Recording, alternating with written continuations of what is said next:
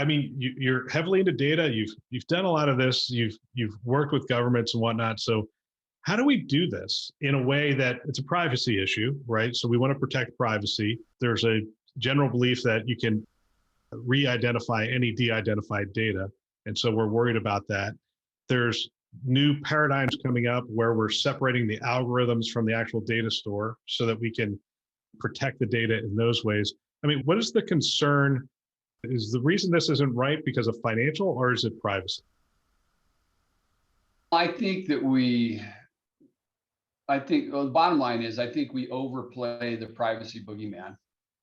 And I ran a survey actually when I was at Northwestern, and we were just rolling out a portal for patients at that time. This is 15 years ago. And we were wondering, what if it gets hacked and what's going to happen? And I ran a survey about patients' concern over their healthcare data being hacked. And the concern was actually quite low. And if you look at how many times healthcare data has been compromised on a grand scale in US, and yet patients' reactions to that is actually quite low, right? Think about all the different payers and healthcare systems that have been hacked and all the healthcare data that's been exposed. The public's reaction to that is actually fairly muted. Yeah. So I think we overplay the privacy risk boogeyman.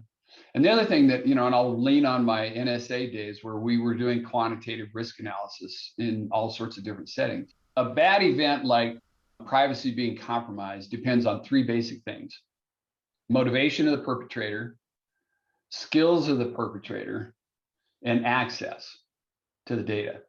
Look, every fault tree that I ever created, every event tree that I ever created at NSA came down to those three inputs to the top gate, right? When you really do a quantitative analysis on access, skills, motivation to do something bad with healthcare data, it's actually pretty small. Now, on the black market, medical records are pretty important for identity theft and all that kind of thing. They pay a premium for that kind of thing.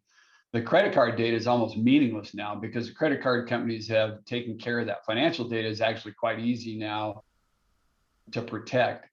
So I would hope that going forward, we start thinking about real versus perceived risk.